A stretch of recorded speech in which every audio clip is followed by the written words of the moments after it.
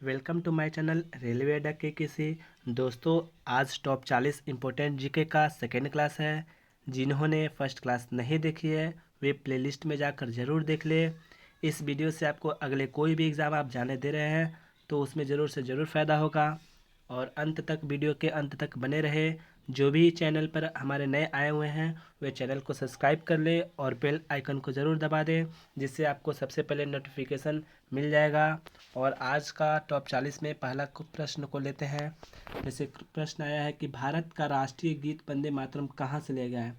ये बहुत भी क्वेश्चन है, क्योंकि राष्ट्रीय गीत वंदे मातरम है सन 1882 में रचित आनंद मठ। ये आनंद मठ जो उपन्यास है वो बंकिम चंद्र चट्टोपाध्याय ने लिखा है। उन्हीं के किताब से ये लिया गया है वंदे मातरम। और 1896 में इसको पहली बार कलकत्ता अधिवेशन में इसको गाया गया था, कलकत्ता अधिवेशन में 1896 में। नेक्स्ट क्वेश्चन देखते हैं। यूपीएससी की पहली महिला अध्यक्ष कौन थी। सभी कोई जानता है कि यूपीएससी जो होता है वो भारत की सबसे कठिन परीक्षा में से एक होती है। तो उसमें से आपको पहली महिला अध्यक्ष बनी है रोज़ विलियम मैथ्यू है। इनका भी नाम आप याद रखिएगा। और चलते हैं आगे प्रश्न के लिए।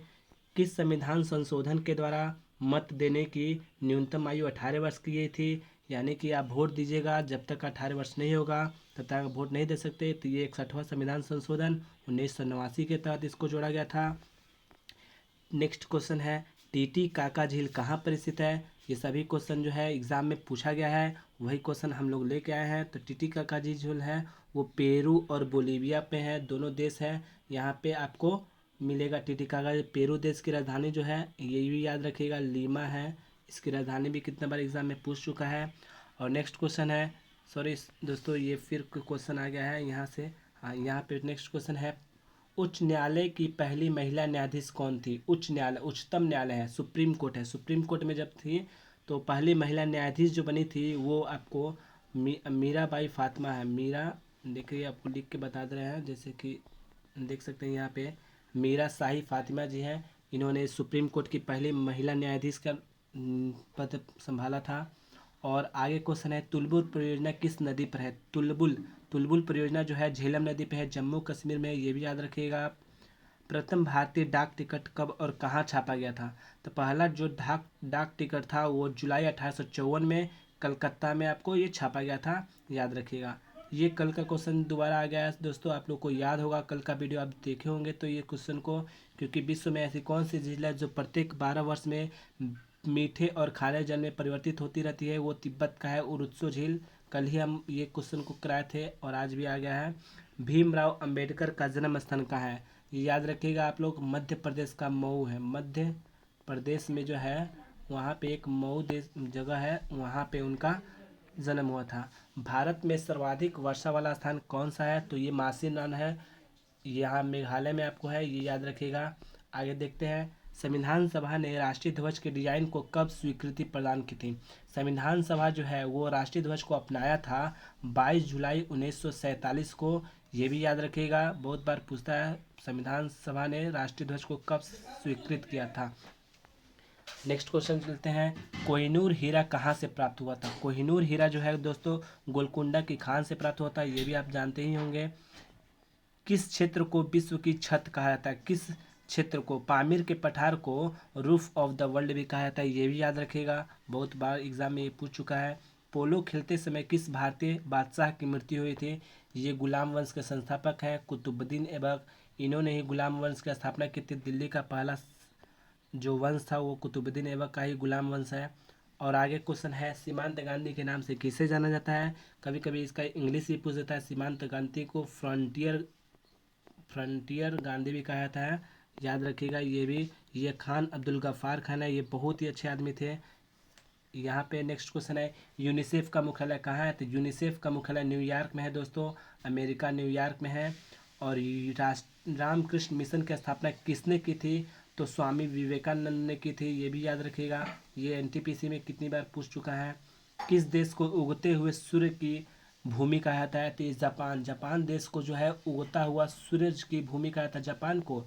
जबकि डूबते हुए सूरज की भूमि, डूबते हुए सूरज की भूमि जो है वो आपको ब्रिटेन को कहा जाता है, ये भी याद रखिए, ब्रिटेन। नेक्स्ट क्वेश्चन है, भारत छोड़ो आंदोलन कब हुआ था? तो ये भारत छोड़ो आंदोलन 8 अगस्त को हुआ था 1942 में। ये भी क्वेश्चन याद रखिएगा। नेक्स्ट क्वेश्चन है, लोकसभा का सदस्य बनने के लिए न्यूनतम आयु क्या होनी चाहिए? तो लोकसभा के लिए न्यूनतम आयु 25, जबकि राज्यसभा अगर पूछे राज्यसभा तो उसके लिए 30 साल होगा। समझे, याद रखिएगा। नेक्स्ट क्वेश्चन है, भारत का राष्ट्रीय जलीय जीव कौन सी है? गंगा डॉल्फिन है। ये भी बहुत अच्छा ये जीव है जो डॉल्फिन है, भारत का राष्ट्रीय जलीय जीव है, याद रखिएगा। प्रथम क्रिकेट विश्व कप जीतने वाला देश कौन सा है? प्रथम क्रिकेट विश्व कप जो हुआ था 1975 में हुआ था और वेस्ट इंडीज उसमें जीत गया था। सेकेंड भी हुआ था 79 में हुआ था, 4 साल बाद होता है। इसको भी वेस्ट इंडीज ने ही जीता है, पहला दूसरा वेस्ट इंडीज, और तीसरा हुआ था 1983 जिसमें भारत जीता था। आप लोग को दोस्त याद होगा। राज्यों में संवैधानिक तंत्र विफल होने पर राष्ट्रपति शासन किस अनुच्छेद के तहत लगाया जाता है? राष्ट्रपति शासन जब भी रहेगा दोस्त, कल का क्वेश्चन है अनुच्छेद 356, याद होगा आप लोग को।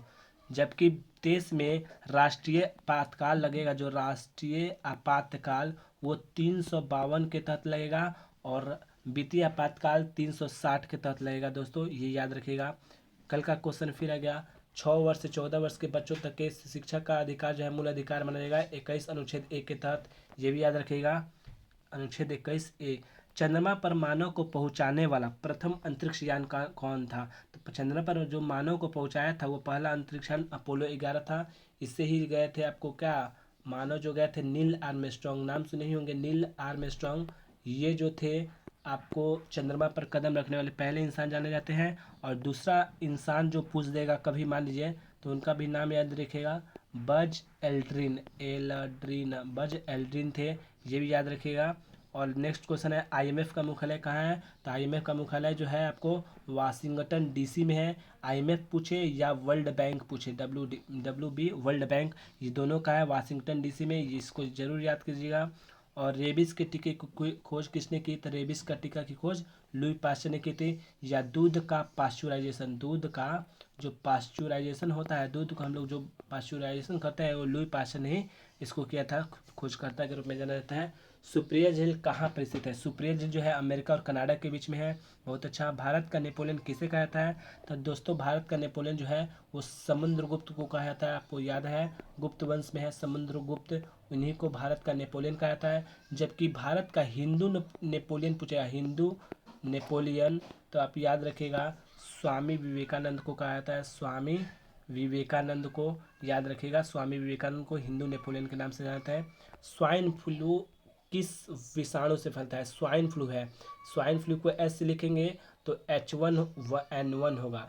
जबकि एक क्वेश्चन पूछता है bird flu, BIRD, bird flu होगा तो बर्ड फ्लू H5N1 होगा दोस्तों, ये याद रखिएगा, डाउट क्लियर हो जाएगा आपको, इस तरह याद कीजिएगा। तो किस महासागर को प्यासा महासागर के नाम से जाता है? अटलांटिक महासागर, अटलांटिक महासागर को प्यासा महासागर के नाम से जाना जाता है।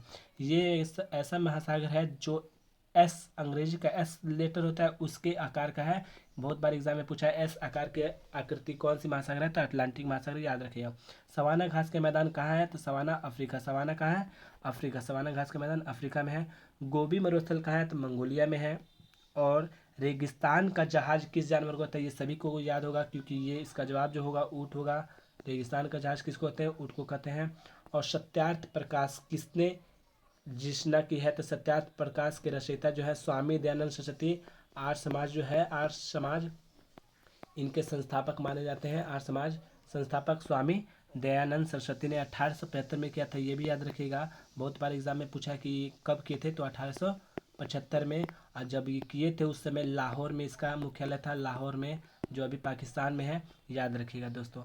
और वीडियो पसंद आए तो लाइक कीजिए, सब्सक्राइब कीजिए और सपोर्ट कीजिए। Thank you.